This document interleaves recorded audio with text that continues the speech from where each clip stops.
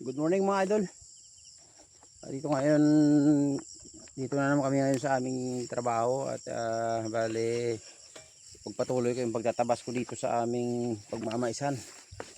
Pa natatapos. Dami kasing ginagawa din kaya hindi basta-basta tatapos ka agad. Yan. So ngayon, bali tapusin ko tong aking ginagawa at medyo malaki-laki pa tong hindi ko na tabasan. So dito na tayo mga idol. Ito ngayon ang tatrabahuhin ko. Magtatabas po ako ngayon dito mga idol. So, samahan nyo akong magtrabaho dito mga idol.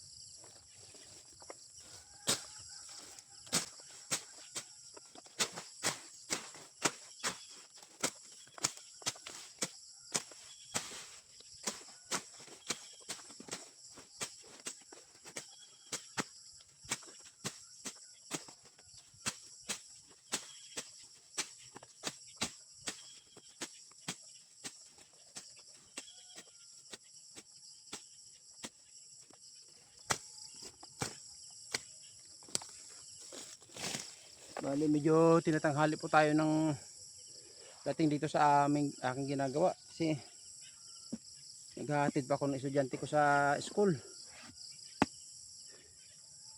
Tatakbo pa ako ng bali 15 kilometros. Tapos maglakad pa kami ng mga isa't kalahati papunta dito sa aming sakahan. Hindi kami nakapagsimula ng mas maaga dahil marami pang mga obligasyon mga idol. Kailangan nating yung mga bata.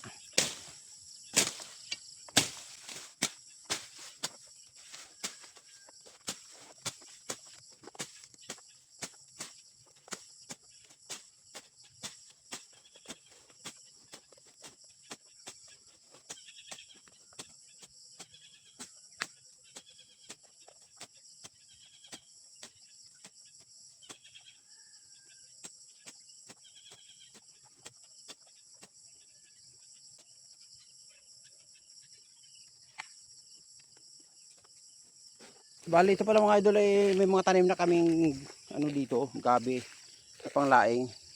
Pero ito yung tawag sa amin dito ay gutaw. Yan. Pero tataniman kasi namin ng mais to kaya ililipat namin to. Ayun mga idol oh. Madami ito. Ito yung pati yung laman niya ay ginugulay. Malagkit ang laman nito. Marami na rin sana ito mga idol pero wala kailangan namin ilipat. Ayun, masataba na. Kasi pagtataniman namin ng mais itong pinipistuhan nila, so hanapan na lang namin ng ibang lugar itong gabi na ito. Yun, gutaw ang tawag sa amin dito niyan. Iba itong gabi na panglaing din. Yun, ito maputi siya ang tangkay. Abalong naman tawag sa amin dito niyan. Yun, may mga gutaw pa oh. Malaki na sana yan pero kailangan namin ilipat. Bali pahinga muna tayo mga idol. At umaambon, medyo nakakabasa na eh. Ang hirap magtrabaho na umulan. Baka tayo magkasakit. Wala tayong pagpagamot. So silong na tayo dito sa Kobo mga idol.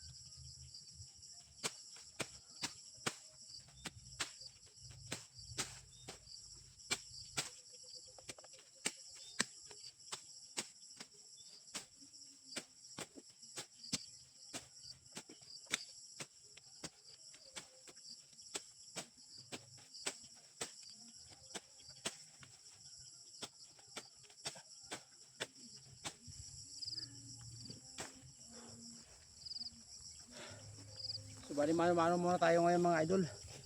Wala pa tayo pambili ng grass cutter. Pangarap ko sana makabili ng grass cutter pero wala po tayong budget mga idol eh. So tiyaga-tiyaga lang muna. Daan natin sa mano-mano muna to. Malay mo pagdating ng panahon makabili tayo ng grass cutter.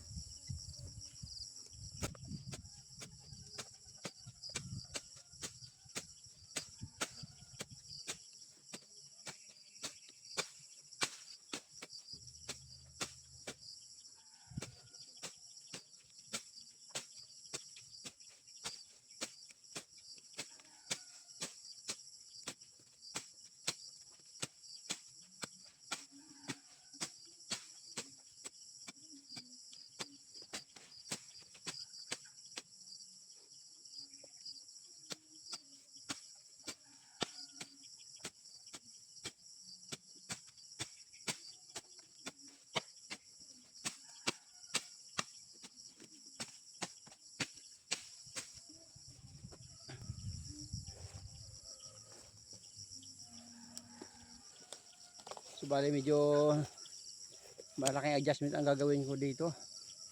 Gawa nung 33 years ako na hindi nagsasaka. At andun ako sa syudad.